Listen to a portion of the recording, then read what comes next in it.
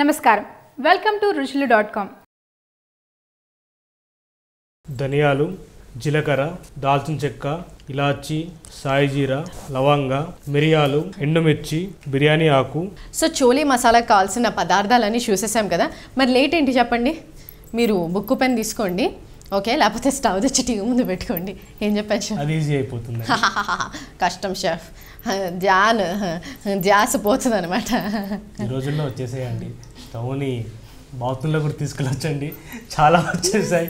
So bathroom అంటే ఆ way of cooking వద్దు, ఎగ్జాంపుల్ మాత్రమే చెప్పాను. జస్ట్ మీరు హాల్లోకి తీసుకెళ్ళొచ్చు, ఎక్కడికన్నా డ్రాగ్ చేసుకొని తీసుకెళ్ళిపోయి అక్కడ కుకింగ్ చేసుకోవచ్చు. మీరు ఈ రోజుల్లో చాలా ఫారెన్లో అది ఉండేదండి, బట్ ఈ రోజుల్లో ఇప్పుడు కూడా చూస్తున్నాం. ఈవెన్ హోటల్స్లో మేము కూడా జస్ట్ ఒక బండి ఉంటుంది, డ్రాగ్ చేస్తూ వెళ్ళిపోతాం. ఎవరికి కావాలంటే వాళ్ళకి కుక్ చేసి వాళ్ళకి ఇచ్చేస్తూ ఉంటాం. సో ప్రాసెస్ ఫాలో అవుతుంది. అండ్ ఇండియాలో కూడా ఈ మధ్యలో వస్తుంది. సో ఫ్యూచర్లో మేము కూడా అలానే కుక్ చేయొచ్చేమో, అంటే కెమెరా మూవ్ అవుతుంది, దాంతోపాటు మేము కూడా మూవ్ అవుతూ కుక్ చేయొచ్చేమో చెప్పలేమండి. దానికోసం కూడా వెయిట్ చేద్దాము. ప్రస్తుతానికి మన మసాలా చేసుకుందాము. ఫ్యాక్ట్స్ ఎవరికన్నా చెప్తుంటే క్లాస్ పీకున్నారు అనుకుంటారండి.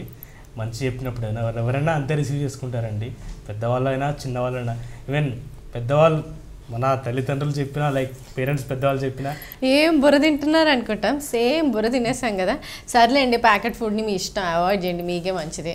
మేమైతే చూపిస్తాము, మీరు చేసుకుంటే ఇంకా మంచిది, అంతే సింపుల్. చలో, ప్యాన్ కూడా కొంచెం హీట్ ఎక్కింది. ప్యాన్ కొద్దిగా హీట్ ఎక్కాలండి, పూర్తిగా హీట్ ఎక్కొద్దు. మీరు చల్ల ప్యాన్లో వేసుకున్న ప్రాబ్లం లేదు, బట్ ప్యాన్ హీట్ ఎక్కాక మొత్తం ఇంగ్రీడియంట్స్ వేయకండి, ఎందుకంటే మనం లో హీట్ అని చెప్పాం కాబట్టి.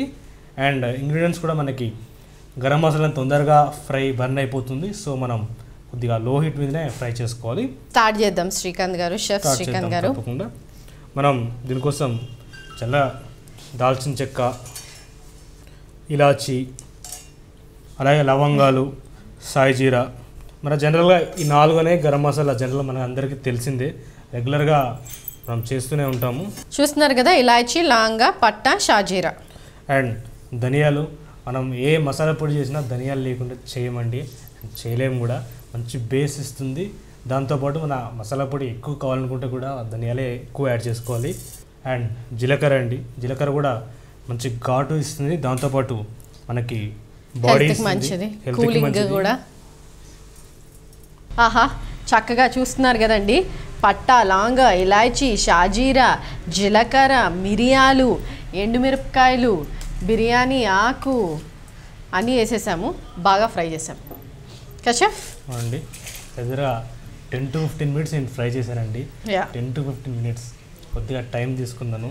అండ్ మీరు చూసినట్టయితే సింపుల్గా బ్రేక్ చేసేటట్టయితే తినే రీపోతుంది, ఎండిపోయాయి కూడా.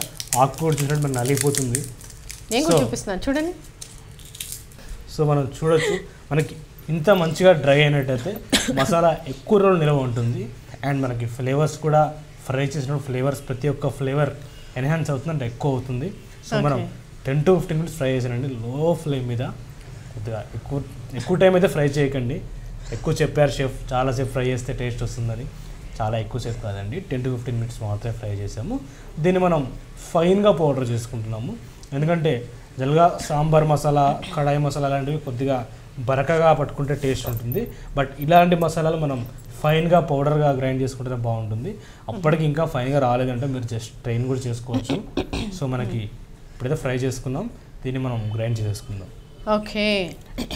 అండ్ ఇంకోటండి, మసాలాలు చేసుకునేటప్పుడు ఎప్పుడు మనం చల్లార్చి మాత్రమే పెట్టి పౌడర్ చేసుకోవాలండి. వేడి మీద ఎప్పుడు పౌడర్ చేసుకోకండి.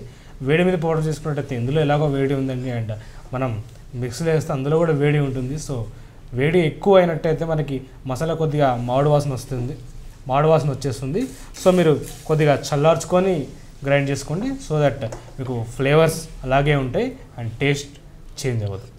ఓకే, సో చూస్తున్నారు కదా, మన మసాలా చోలేకి కావాల్సిన మసాలా, చోలే స్పెషల్ మసాలా షెఫ్ శ్రీకాంత్ చూపించారు ఎలా ఇంట్లో ఈజీగా చేసుకోవచ్చు.